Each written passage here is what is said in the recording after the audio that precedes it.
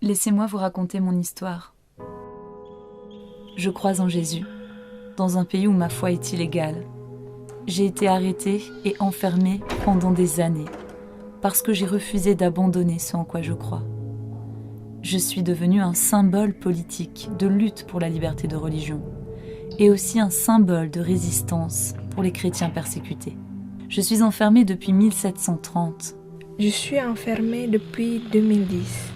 Je suis Marie Durand, hier en France. Je suis Asia Bibi, aujourd'hui au Pakistan. Laissez-moi vous raconter mon histoire. Je veux être un témoin de Jésus dans ma vie de tous les jours pour mon entourage. Mais je suis né dans un pays où le blasphème est passible de mort. Un jour, mes concitoyens se sont rassemblés en foule contre moi en m'accusant à tort de blasphème. Ils m'ont traîné, battu, humilié et m'auraient tué si les autorités n'étaient pas intervenues. Je suis l'apôtre Paul, hier à Jérusalem. Je suis Awais Kamar, aujourd'hui au Pakistan. Laissez-moi vous raconter mon histoire. Je suis prise dans une guerre politique et religieuse et visée à cause de ma foi. Comme des centaines de milliers de compatriotes, j'ai été forcée de m'enfuir dans un pays voisin. J'avais une belle maison, un bon métier, une vie confortable et j'ai dû tout quitter pour me retrouver à vivre sous des tentes indéfiniment, sans savoir si je pourrais un jour retourner dans ma ville pour reconstruire ma maison. Je suis Marie Bénézek, huguenote française hier. Je suis reine, chrétienne irakienne aujourd'hui. Malgré la pression des autorités de mon pays, j'ai décidé de continuer à élever la voix pour annoncer le message de Dieu. J'étais arrêtée et enfermée sans jugement dans des conditions inhumaines, faisant affront aux droits de l'homme.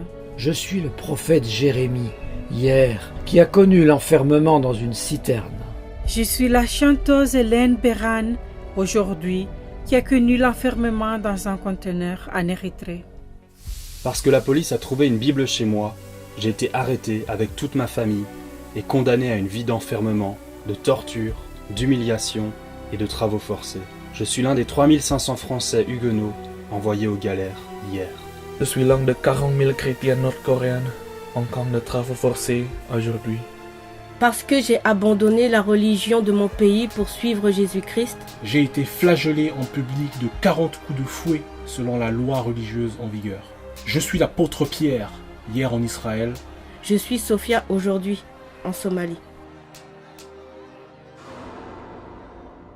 Laissez-moi vous raconter une dernière histoire. Je faisais partie d'un groupe extrémiste religieux qui poursuit les chrétiens pour les enfermer et les tuer. Mais un jour, Jésus m'a apparu dans une vision et ma vie n'a plus jamais été la même. J'ai fait le choix de devenir chrétien et par conséquent, mes anciens compagnons ont tenté de me tuer. Mais même au cœur de l'épreuve, j'ai toujours attendu la voix de Dieu dans mon cœur, me disant de continuer à être témoin de Jésus sans avoir peur. Je suis Paul de Tarse, hier. Je suis Hassan Sherif Loubenga, ex-djihadiste, aujourd'hui.